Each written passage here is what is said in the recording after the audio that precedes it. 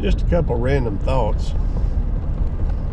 Been thinking about some of the differences between these days and the olden days.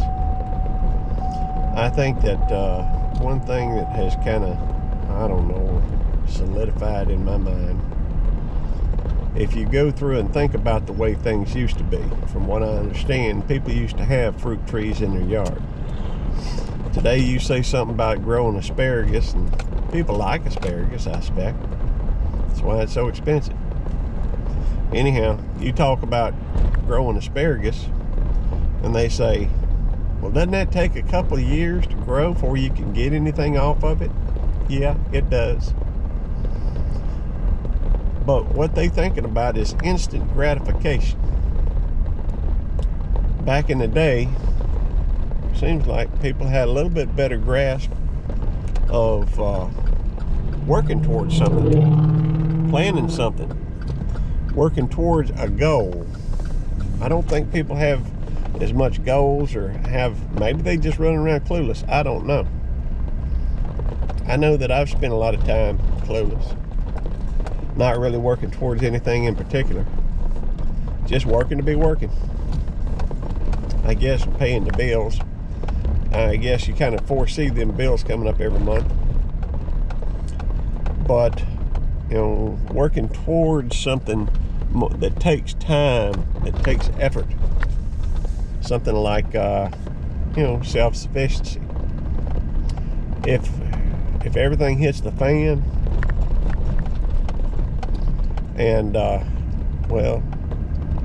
let's just say, for example, throughout history, there have been instances where they've had hyperinflation in one country or another.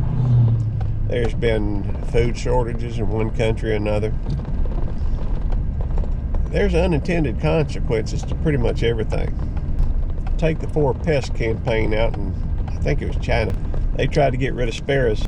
Well, the sparrows were controlling the insect population. They said the sparrows were eating some of the grain they produced. Trouble is, they didn't take into account, and the sparrows that was eating the grain was just a little bit of grain. Most of what they were eating is insects. Those sparrows were controlling the insect population, and those insects can devastate crops. So they tried to get rid of the sparrows, and there was a famine, I guess you'd say, through the land.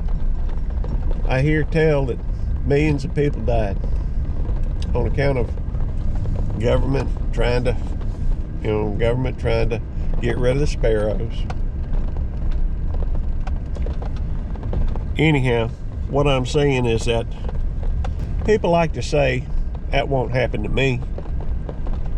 Well, guess what? I'm sure that folks, the folks what died in the Holocaust, folks what died of famine, I'm sure they all at one point said it'll never happen to me. Look at what happened to the stock market before the Wall Street crash. They all thought their stocks were just going to keep going up and up. What I'm saying, I guess, healthy dose of pessimism from time to time. Keep you on your toes. Hope for the best. Prepare for the worst. It's a good philosophy. I think my friend Jeremiah probably has one of the best philosophies of anybody I know. Many people say, it'll never happen to me. Jeremiah is the type that says, if it's going to happen to anybody, it's going to happen to me. It's one of the reasons why he actually listens to advice.